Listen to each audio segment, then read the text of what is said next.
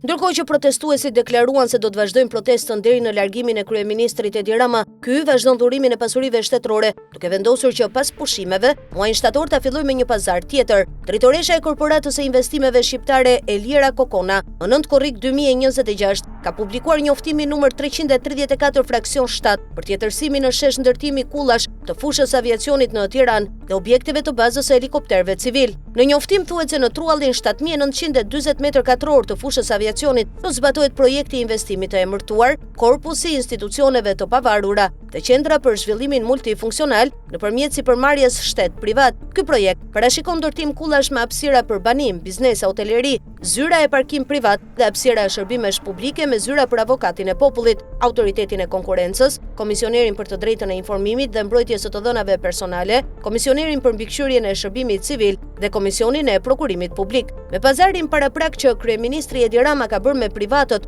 për truallin e fushës aviacionit me sipërfaqe 7940 m2, është vendosur që 35% e sipërfaqeve të ndërtimit t'i marrë shteti, ndërsa 65% të sipërfaqeve t'i marrë privati. Sipas projektit, sipërfaqja totale e ndërtimit do të jetë 50.000 m2 vetëm mbi tokë, ndërsa në sipërfaqet nën tokë, që do të jenë parking e njësi shërbimi, shteti nuk do të përfitojë as 1 cm2,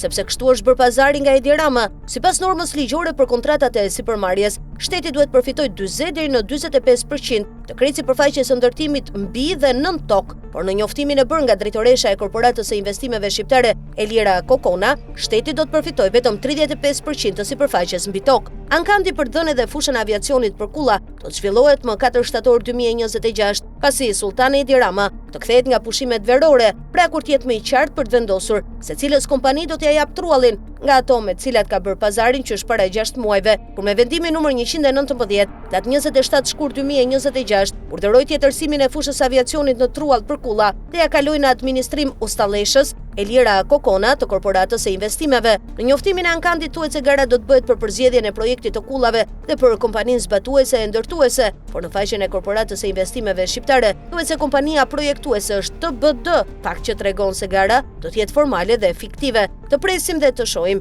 se cila do të jetë kompania e preferuar që do të përzgjedh kryeministri Edi Rama për të ndërtuar kullat dhe që do të përfitojë 65% të sipërfaqeve mbi tokë dhe 100% të sipërfaqeve nën tokë.